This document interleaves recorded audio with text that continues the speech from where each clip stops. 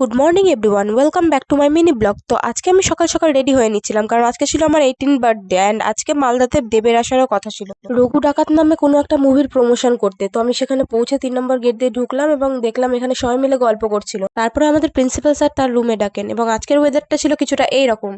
এখানে এসে না আমার অনেক নিউ ফ্রেন্ডস হয়েছে। এখানে আমাকে এরা একা বসিয়ে বার্থডে কেক আনতে গিয়েছিল, দেন তারপরে শুরু হয় birthday celebration. Happy birthday to you. এটা হচ্ছে উত্তরা। তারপর আমি সবাইকে কেক খাওয়াই, আর বিশ্বাস করো আমি আজকে না এতটাই খুশি ছিলাম যে কিছু বলার নেই।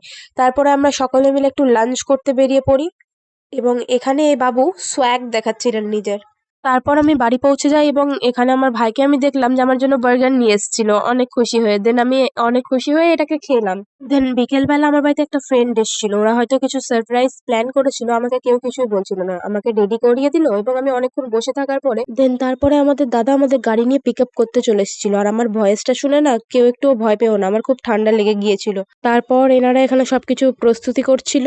তারপর আমার কেক কাটিং হয় এবং আমি সকলকে কেক খাইয়ে দিই। তারপর সকলে আমাকে গিফটস দেয়, আর এইসব হতে হতে প্রায় রাত্রি 9:30 বেজে গিয়েছিল। আর কিছু জনের বাড়ি দূরে ছিল, সেই কারণে কয়েকজন তাড়া দিচ্ছিল যে বাড়ি যাবে, তাই আমি কাউকেই ট্রিট দিতে পারিনি। আর এখানে কিছুজন খেতে ব্যস্ত ছিল আর একজন আমার সব গিফটস গুলো নিয়ে পালিয়ে যাচ্ছিল। দেন তারপর আমি বাড়ি পৌঁছে গিফটস গুলো আনর্যাপ করি।